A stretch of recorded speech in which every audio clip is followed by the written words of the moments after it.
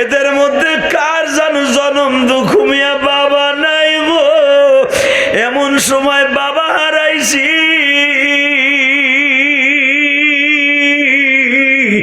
তখন ছিলাম আমরা বেকার, তখন ছিলাম আমরা গরিব। এমন সময় মা হারাইছি, মাকে ভালো করে খেদমত করতে পারি নাই গো। আল্লাহ যারা মাকে কবরে রাইখা কান্দে, বাবাকে কবরে রাইখা কান্দে, এই চোখের বাড়ি বাবার কবরে পৌঁছে দাও আল্লাহ।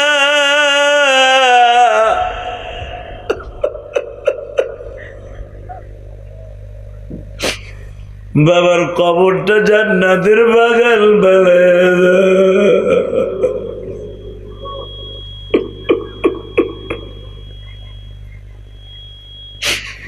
তুমি আর আমি যখন মেট্রিক পরীক্ষা দিব, বাবায় মারে মায় মারে, তুই ভালোভাবে লেখাপড়া না করলে, রেজাল্ট খারাপ করলে চাকরি হইব না। আরে মা চাকরানির মতো ডিউটি করলো, সেই মার সুখের মুখ দেখার আগে কবরে চলে গেল মা।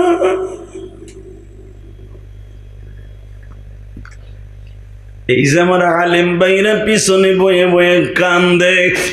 আমরা যখন মাদ্রাসায় পড়েছি, এই বৃহস্পতিবার শুক্রবার বাসায় গেলে, এই যে বাজানগুলোর একটা মাদ্রাসা আছে, ওই মাদ্রাসার মোতামি আমার পিছনে বসে আছে, ছাত্ররা সামনে পিছনে বসা। বাবারে, তোমাদের মতো আমিও তো একদিন ছাত্র ছিলাম।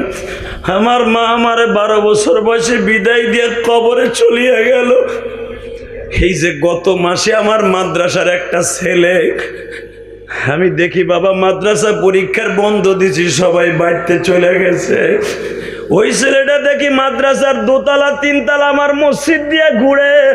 জিজ্ঞাসা করলাম, তুই কি বাড়িতে যাস নাই? ও বলে, আমার তো কেউ নাই, আমি কই যাব।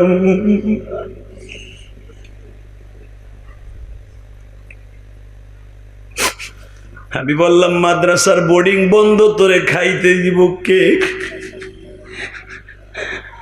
ও আমারে বলে, আমি মাদ্রাসায় পানি খাইয়ে থাকবো, তারপর আমি কই যাবো হুজুর, আমি কই যাবো? আমার আব্বু স্ট্রোক করে মারা গেছে, আমার মা অন্য জায়গায় বিয়ে বসছে। আমি ওই মার সাথে দেখা করতে গেলে আমার ওই সৎ আব্বু আমারে মারে।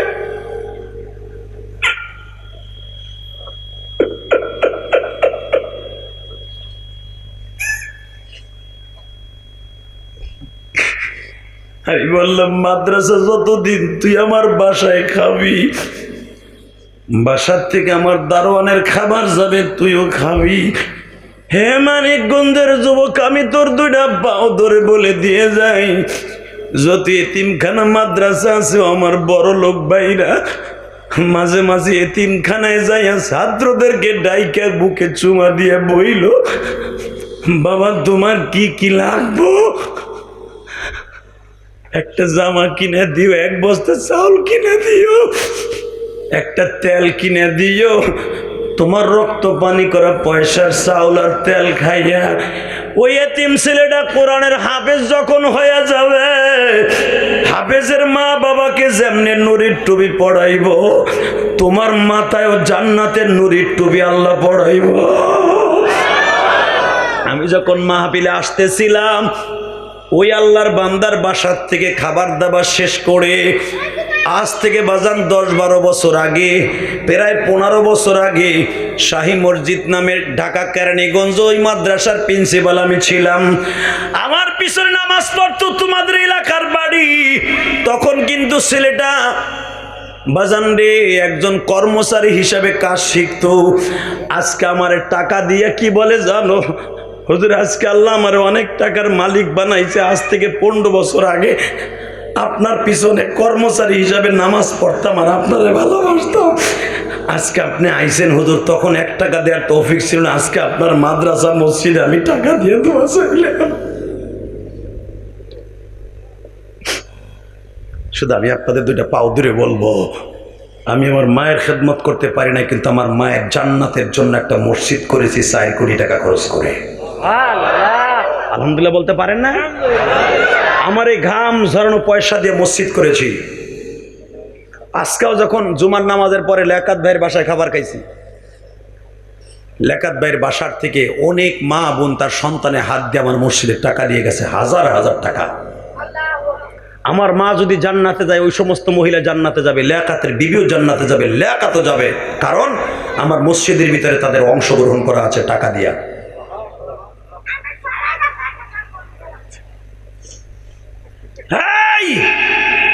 শুধু আমার দিকে তাকাবেন, এখন দুই নয়নের পানি দিয়ে বুক ভাসাবেন।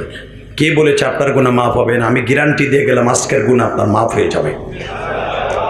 জীবনে যেদিন যেই কিচ্ছু লাগবে না, একটা দিনের চোখের পানি কবুল হলে আপনি ফেরেশতার চেয়ে দামি হয়ে যাবেন।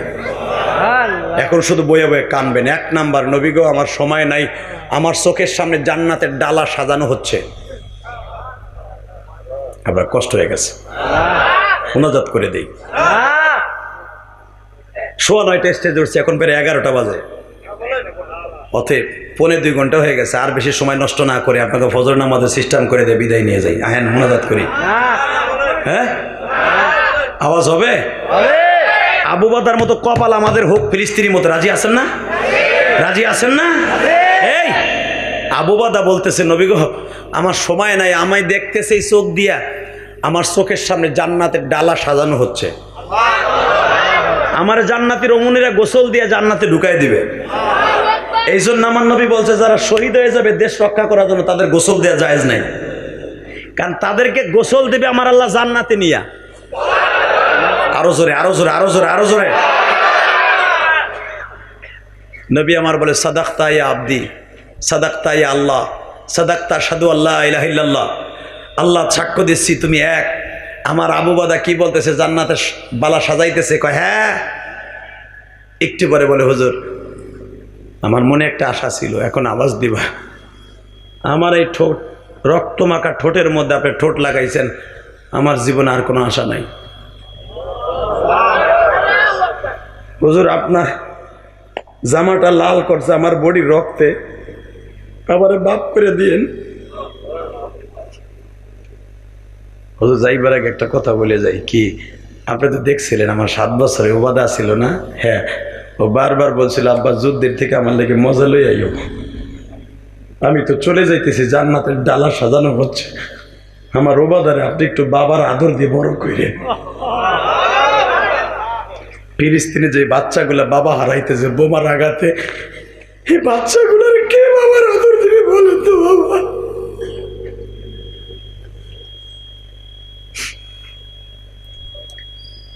নবী আমার বলে, আবু বকর কি আছে বল। নবীজি আর একটা কথা আপনি মানবেন কি? আমি মৃত্যুর পরে আমি যদি চোখটা চাইয়া থাকি, আমার চোখটা বন্ধ করে দিবেন না। কেন কেন কেন? আমি নবীর নিয়ম, মৃত্যুবরণের সাথে জানটা বের হওয়ার সাথে চোখ দুটো বন্ধ করে দিলে সুন্নাতে রাসূল। হুজুর আমি আপনাকে দেখে তৃপ্তি মেটে নাই, শহীদরা বলে মৃত্যুর পর মরে না। আমি এই চোখ দিয়ে আপনার প্রাণ খুলে মরার পরে দেখতে চাই। আমার নবী বলেন, ও বাদারে যা যা, দেখা হবে কিয়ামতের ময়দানে। বাদান এখন চিল্লাবার কানবা। বিশ্বনবী যুদ্ধের ময়দান শেষ করে দিয়া, যুদ্ধের ময়দান শেষ করে দিয়া মদিনার ভূখণ্ডে বাজান রে, বদরের যুদ্ধ সংগঠিত হয়েছে 17 রমজান। নবী 3 দিন যুদ্ধের ময়দানে ছিলেন। যাইতে নবীর 5 দিন সময় লেগেছে। যেখানে 313 জনের ঘর ছিল, আমি গুনাহগার এই রমজান ওই ঘরগুলো দেখে আসছি। ইউটিউবে দেখিয়া নিও, 313 জনের ঘর আমি ইলিয়াসুর রহমান জিহাদি হেঁটে হেঁটে পদার্পণ করেছি। আমার আল্লাহর কুদরতি শক্তি দিয়া বাজান এই ঘরগুলো দেখে দেখে বাজান এত উপরে ওঠা সম্ভব নয়। চোখ দিয়ে চাইয়া দেখছি আর কাঁদছি। 313টা ঘর এখনো পাহাড়ের উপরে বিদ্যমান। জোরে জোরে জোরে জোরে জোরে। আল্লাহ আমার কপালে রাখছিল, বদরে দেখে আসছি, এবার রমজানে দেখে আসছি। এই যে মুফতি মনির ইসলাম শরীয়তপুরি আমার আগে ওয়াজ করে গেল, ও আমার সঙ্গে ছিল। এই মোহাম্মদিয়া মিডিয়া তোমাকে মানিকগঞ্জ বাড়ির সিংহের, ও ছিল আমাদের সাথে। এ যুবক রে, বিশ্বনবী এখানে একটা শিবির স্থাপন করলেন, 313 জনের ঘর। নবী 17 রমজান যুদ্ধ সংগঠিত হইল, 20 রমজান রওনা দিলেন। নবী আস্তে আস্তে যাইতে চাইতে 3-4 দিন সময়, 25 রমজান নবী মদিনা ভূখণ্ডে ঢুকলেন। বাজানরে, জীবনের প্রথম ঈদের নামাজ, এর আগে কোনোদিন ঈদের নামাজ সংগঠিত হয় না, এখন কানবা। নবী আমার ঈদের নামাজ পড়ানোর জন্য নতুন আঙ্গিতে 6 তাকবীরের সহিত 2 রাকাত নামাজ, ঈদুল ফিতরের নামাজ নবীরে জিবরাইল শিখাই দিয়ে গেছে। নবী এখন ইমামতি করবেন ঈদের নামাজ। এর আগে কোনোদিন ঈদের নামাজ নবী পড়ান নাই। ঈদের নামাজ পড়াবার জন্য যখন দেরি হয়েছে, এখন আওয়াজ দিবা, হঠাৎ করে 7 বছরের একটা বাচ্চা আবু বকর আসিয়া বললেন, ইয়া রাসূলুল্লাহ, সেই উবাদা আসছে যেই উবাদা বাপরে বিদায় দিছিল। নবী আমার বলে, উবাদা কি বলে? বলে, হুজুর, উবাদারে জিজ্ঞেস করছি তুই কি বলতে চাস বল। বলে, তোমার কাছে কব না, আমি বলবো আমার এতিম নবীর কাছে।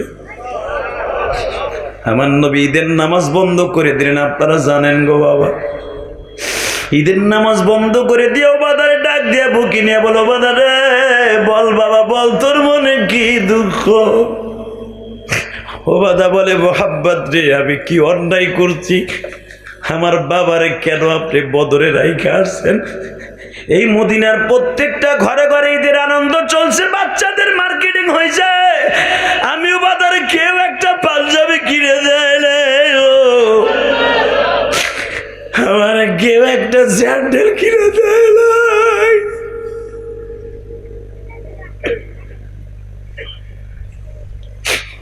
নবী আমার বললেন, আমার জীবনের প্রথমে ঈদুল ফিতরের নামাজ বলিয়া দেওয়ার অন্তত 2 ঘন্টা পরে হবে।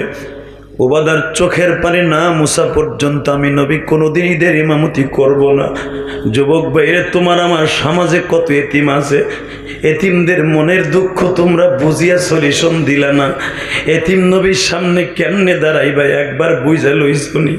এ সংগঠনের বাইরা তোমরা যারা ওয়াজ দাও, তোমাদের ওয়াজ দেওয়ার পরে যেই টাকাটা অবশিষ্ট থাকে, তোমার এলাকায় যে বিধবা মহিলার এতিম বাচ্চাটা আছে, তারে বিবাহ দেওয়ার জন্য যত টাকা খরচ হয়, তোমরা একটা সংগঠন কইরো, ওই মেয়েটার বিবাহের ব্যবস্থা তোমরা করিয়ে দিও। একটা এতিম ছেলের 1 সেট পাঞ্জাবি জামা, প্যান্ট শার্ট, বই খাতা কিনিয়ে দিও। বিশ্বনবীর গাড়িতে জান্নাতে যাইতে পারবা, কোনো সন্দেহ না। আবার নবীদের নামাজকে অফ করে দিলেন। উবাদারে ঘাড়ের মধ্যে নিয়ে বাজারে গেলেন, নবী মার্কেটিং শুরু করে দিলেন। উবাদা, এটা কেমন? জি ভালো। চয়েস হয়েছে? জি দাও। স্যান্ডেলটা কেমন? সুন্দর। ভাল লাগছে? হ্যাঁ নাও। মার্কেটিং শেষ। নবী 2 গালে চুমা দিয়ে বলে, উবাদার কোনো দুঃখ আসেনি, এবার কানবা। উবাদা বলে, দুঃখ? জীবনের প্রথমে ঈদ আল্লাহ পাক ওয়াজিব করলেন, খুশির আনন্দ, কিন্তু বাবার কোলে উঠা ঈদগের মাঠ থেকে যাইতে পারলাম না। আমার নবী বলে, উবাদারি, আমি তোরে নিজে কোলে করে তোর মায়ের কাছে পৌঁছে দিব। আর একটা কথা শুনলে উবাদা, আজ থেকে আমি তোর বাবা।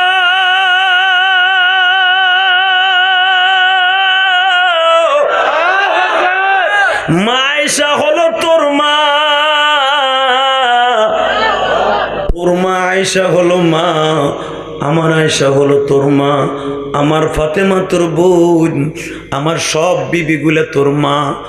ওবাদা হাসি আর বলেন, নবী গো, শুধু একটা কথা বলবেন নি, জীবনে যদি কোনোদিন আপনার কাছে আইসা বাবা দাবি করি, আপনি আমার কষ্ট দিয়ে ফিরাইয়া দিয়ে না।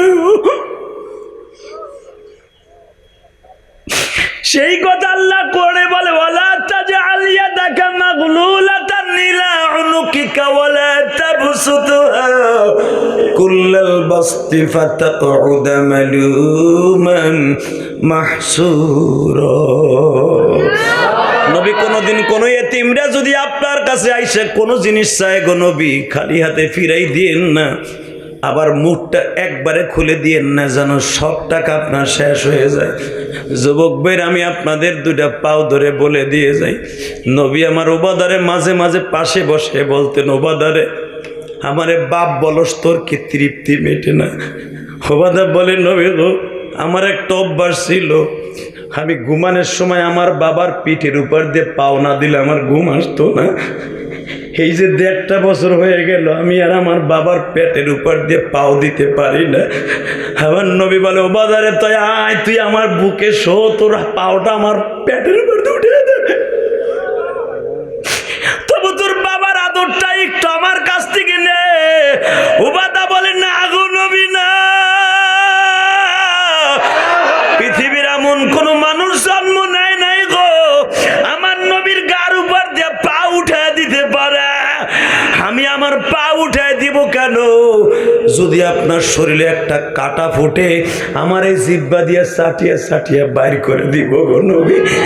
আমার নবী তখন উবাদারে 2 গালে 2টা চুমা দিয়ে বলে, উবাদারে যা যা, কিয়ামতের মাঠে যেন তুই আমার সন্তান হিসাবে উঠতে পারো। আমি আপনাদের 2টা পাও ধরি। নবী উবাদারে বলতেছ, উবাদা তুই তো 7 বছর পর্যন্ত বাপরে দেখছো, আদর পাইছো, আর তোর নবী জীবনে কাউরে বাপ বলে একটা ডাক দিতে পারে? তুই বাবা হারাইছস 7 বছর বয়সে, তোর মা এখনো বেঁচে আছে, আর আমি মুহাম্মাদের মা 6 বছর বয়স থেকে এতিম করে দিয়ে চলে গেছে। উবাদারে আমার বুকের মধ্যে কত ব্যথা। উবাদা সেদিন থেকে কসম করছে, নবীজি আমি আর জীবনে কোনোদিন মা বাবার কথা বলে আপনারে কষ্ট দিব না। আমি দেখছি আপনি বাবার কথা বলে কত কান্দেন, মায়ের কথা বলে কত কান্দেন। ও আমার যুবক ভাইরা, তোমাদের যাদের মা আছে বাবা আছে, জীবনে একটা কষ্ট দিয়ে কথা বলিস না রে ভাই। এই দরদি যেদিন একদিন ফুরায় যাবে সেদিন বুঝবি মা বাবা কি জিনিস।